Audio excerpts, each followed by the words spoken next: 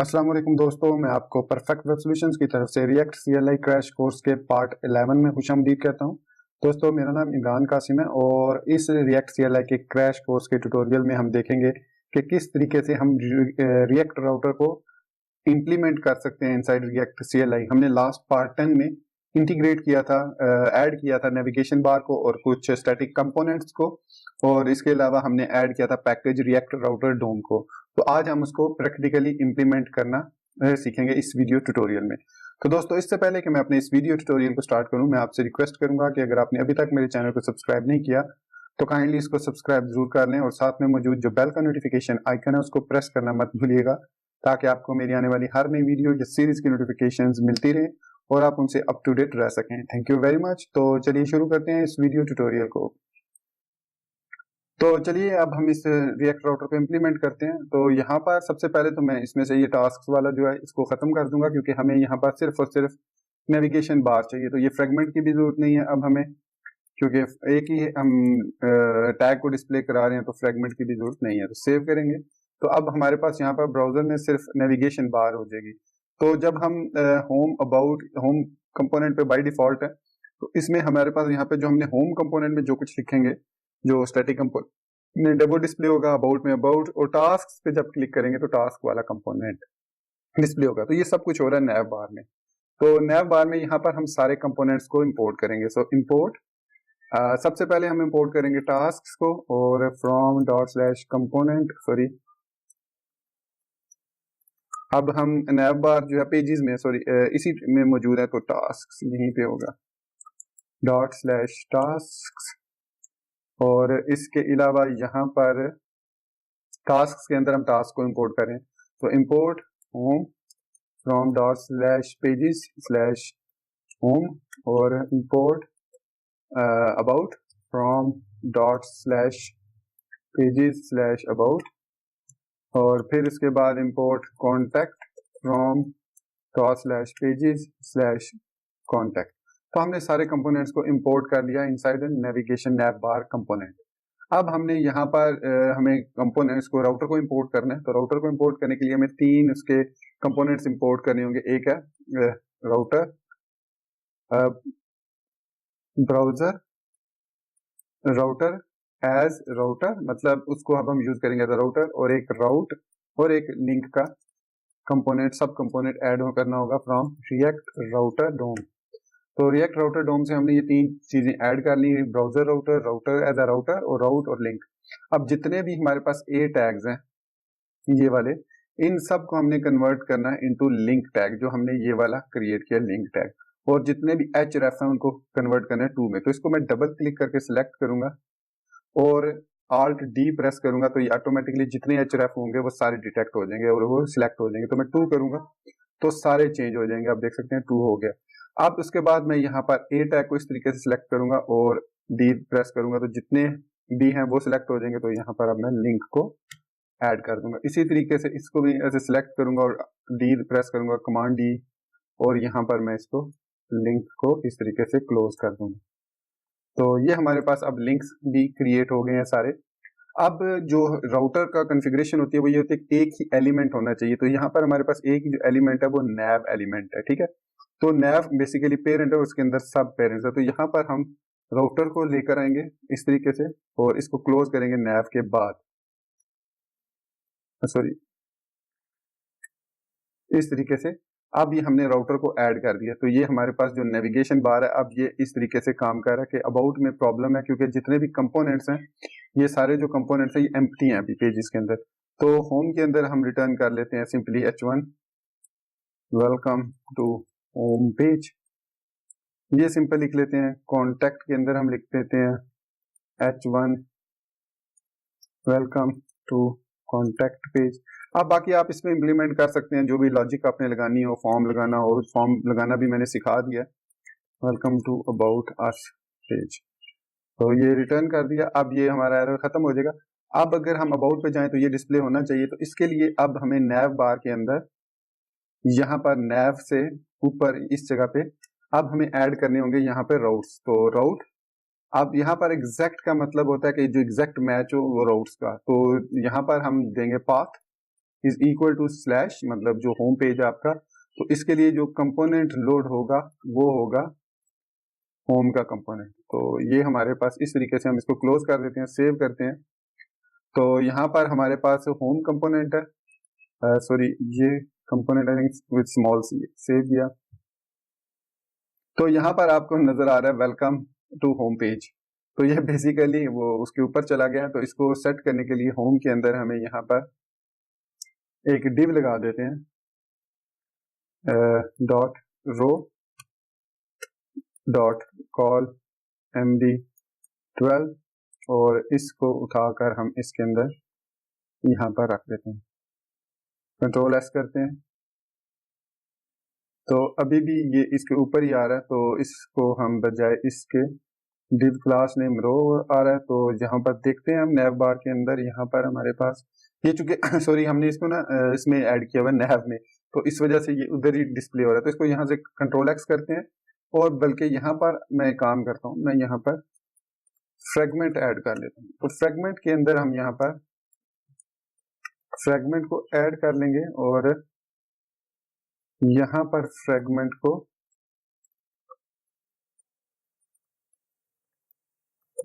Close कर लेते हैं। तो ये एरर इस वजह से आ रहा है कि यहाँ पर ये फ्रेगमेंट एडिड है।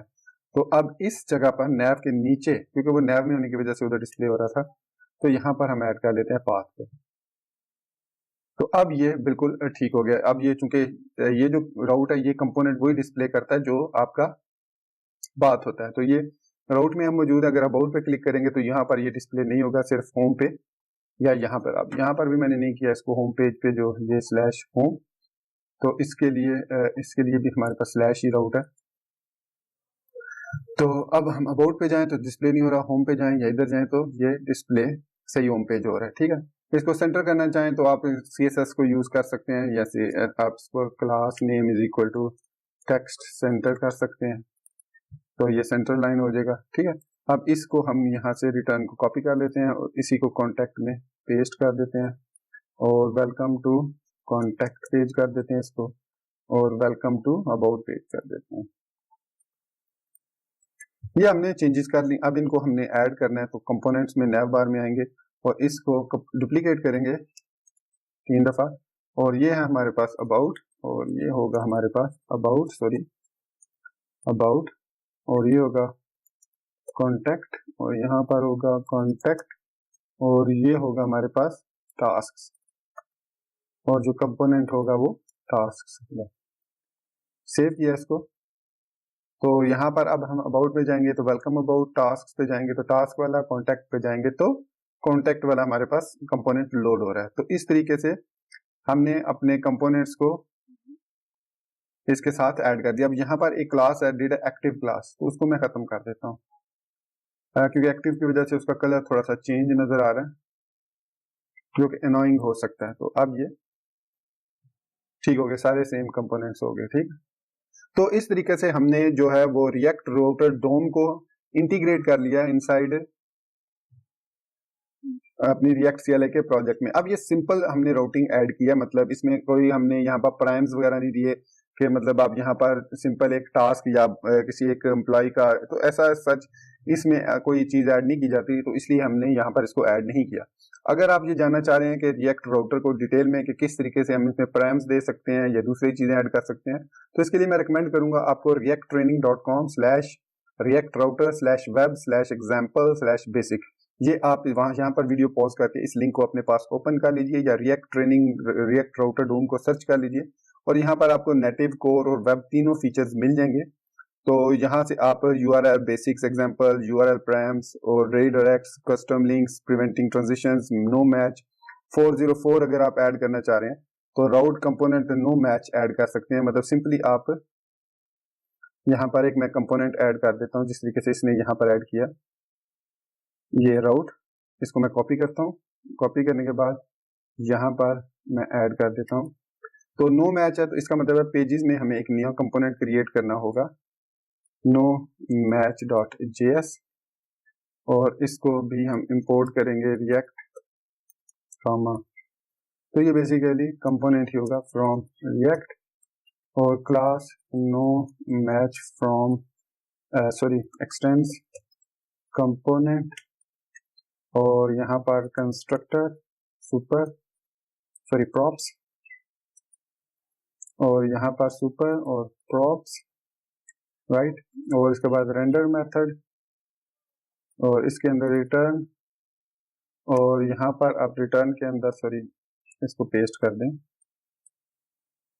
और किसी भी कंपोनेंट को यहाँ से रिटर्न वाले को कॉपी करें और नो मैच में यहाँ पर पेस्ट कर दें। तो यहाँ पर एरर स्ट्रॉन्ग 404 नॉट फाउंड, ये हम ऐड करते हैं। सेव किया इसको। सेव करने के बाद अगर मैं यहाँ पर कोई ऐसा राउट लिखता हूँ तो उसकी जगह पे हमें ये कंपोनेंट डिस्प्ले करना है, तो यहाँ पर हम इसको एक्सपोर्ट करेंगे डिफॉल्ट नो मैच, फिर इसको इंपोर्ट करेंगे नैव बार में, import no match from dot slash pages slash no match. Save किया तो एरर 404 नॉट फाउंड, देख सकते हैं आप। अब हमारे पास एरर आ रहा है क्योंकि हमने नो मैच को ऐड कर दिया। तो अब इसमें इधर एक स्पेस है और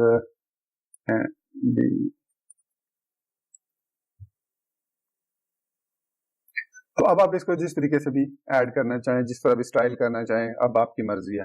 तो इस तरीके से हमने नो मैच का भी फाउंड कर लिया। अब अगर कोई ऐसा राउट आप फाइंड करेंगे जो मौजूद है तो उसमें ये इसको डिस्प्ले तो नहीं करना चाहिए। लेट मी सी पाथ, ठीक है।